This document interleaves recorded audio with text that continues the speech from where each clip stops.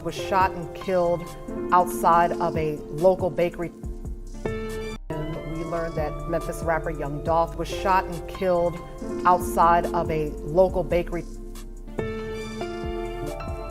A lot of people are full of emotion right now.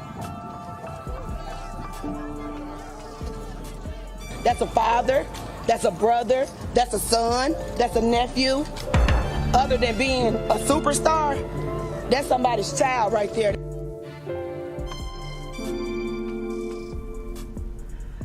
We are coming on the air with breaking news tonight. Rapper Young Dolph is dead at the age of 36. We want to make sure that you are caught up with what we know. Multiple sources tell Fox 13 he was gunned down around 12:30. That was this afternoon. It was at a bakery on Airways. The owner told us Young Dolph was buying cookies at Makita's when someone drove up, fired through the front window, and shot the rapper.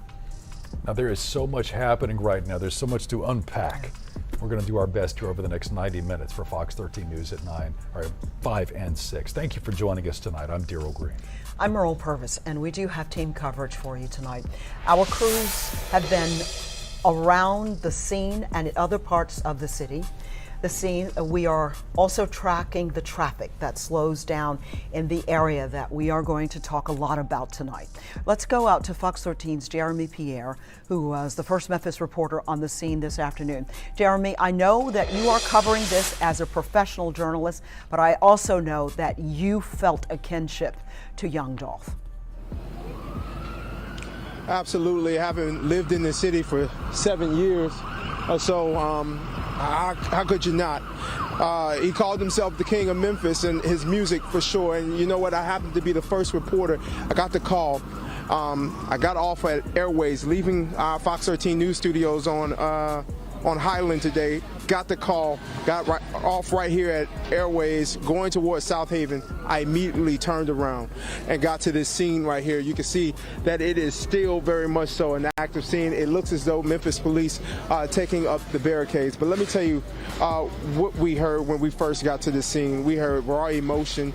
We heard from people that were just sick and tired of being sick and tired of the gun violence here in the city of Memphis.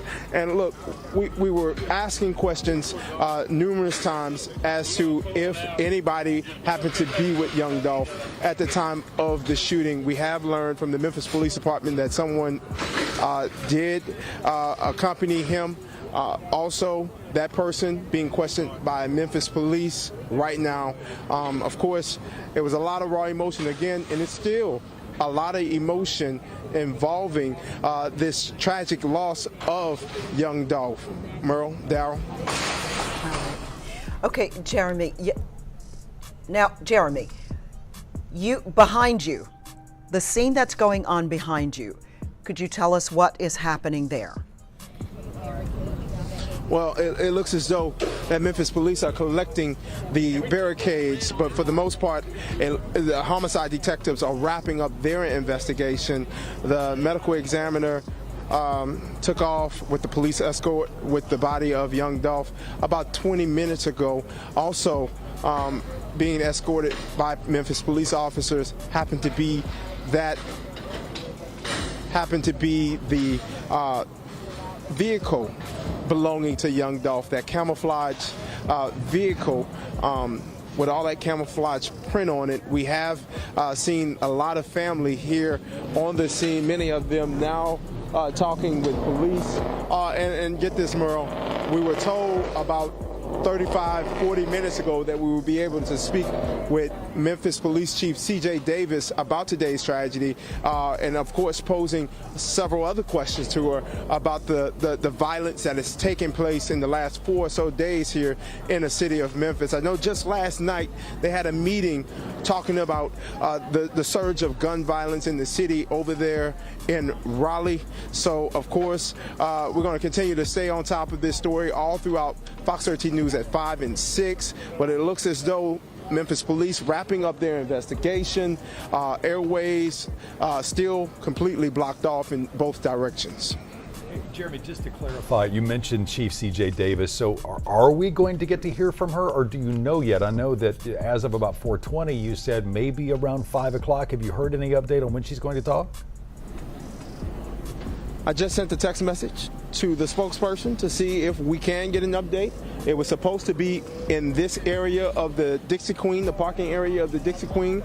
We were still waiting for the location, the confirmation on the location, because we were told two different locations, either here in the parking area of the Dixie Queen or on the other side of Airways, closer to the Airways police station.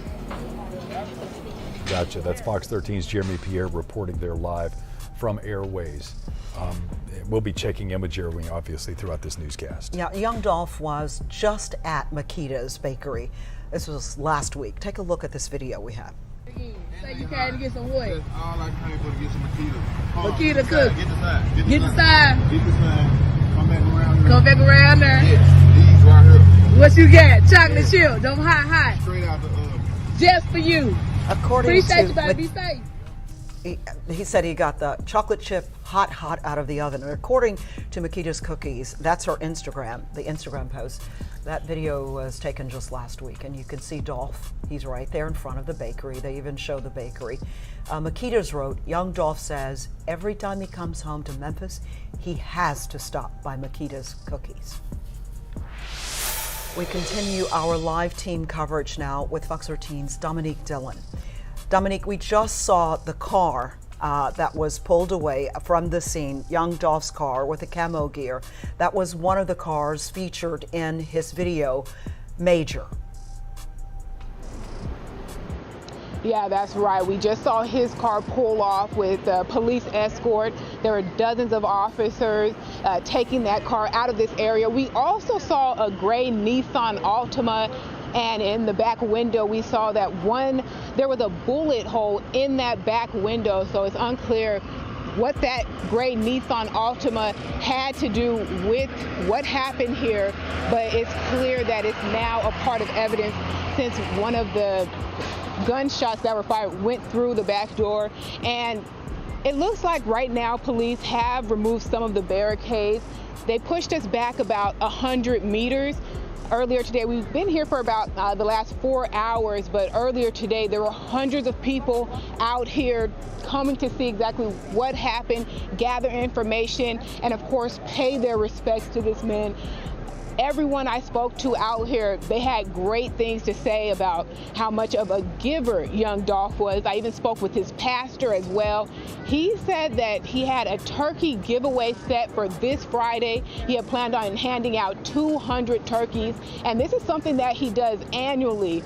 There's no update on what's going to happen this Friday at this point now, but once again, I spoke with several people out here. They all said the same thing. Young Dolph was a giver. He meant a lot to his community. I saw an 11-year-old boy break down crying. From young to old, people out here were emotional. There's a woman right here at the barricade. She broke down crying as well. So very emotional scene.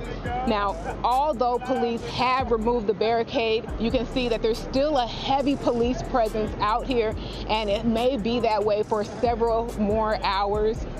I asked one of the police officers, are you planning on heading out of here anytime soon? He said no, they plan on being here a while longer, but once again, the barricade has been removed. And when news first broke, hundreds of people flooded down here to see what was going on. If you take a look over here, over there, you can see that there's few people standing around. Earlier, the entire fence was covered with people. The Dixie Queen parking lot was filled with people as well. The crime scene has died down now that it's almost 5 hours after the shooting occurred, but as you mentioned, we saw young Dolph's recognizable, highly recognizable car be taken away by a tow truck about 10 to 15 minutes ago. We also saw a gray Nissan Altima that's now part of this crime scene as well get taken away. But once again, I can't stress enough just how many people said how great of a man young Dolph was. Everyone had said nothing but good things, how much of a giver he was, how much he gave back to the community, and many people were looking forward to the turkey giveaway that was set for this Friday. Reporting live in Memphis, Dominique Dillon, Fox 13 News. Thank you, Dominique. And we just got word, Merle, the question we posed to Jeremy Pierre, when would we hear from Chief C.J. Davis of the Memphis Police Department? We just got word we're not going to hear from her today or tonight. So we are hearing, reading the tweets and messages on social media. I wonder, though, at a time like this, would in-person presence be something that would become for everybody around? We know for a fact that she was there. We know for a fact that she was at the scene, but I believe she has left the scene and is not going to address the media. So, much to your point. Yeah, as a matter of fact, I'm sorry, repeat that, Claire. We have MPT. A tweet from Okay, let's pull it Chief up. We have Davis. a tweet from Chief Davis. There it is. It's a long statement. November 17, 2021 at 12:24, Memphis police officers responded to the scene of a shooting. One male victim was located and pronounced dead at the scene. No suspect information available at the time. That's obviously that's police talk that we usually get. The preliminary information indicates that the victim is Adolph Robert Thornton Jr. However, this information will be confirmed once the identification process has been completed. Mm-hmm. Now, to continue, this shooting is another example of the senseless gun violence we are experiencing locally and nationwide. Our hearts go out to the Thornton family and all who are affected by this horrific act of violence. The men and women of the Memphis Police Department are committed to working with our community to curb these types of incidents. We are also dedicated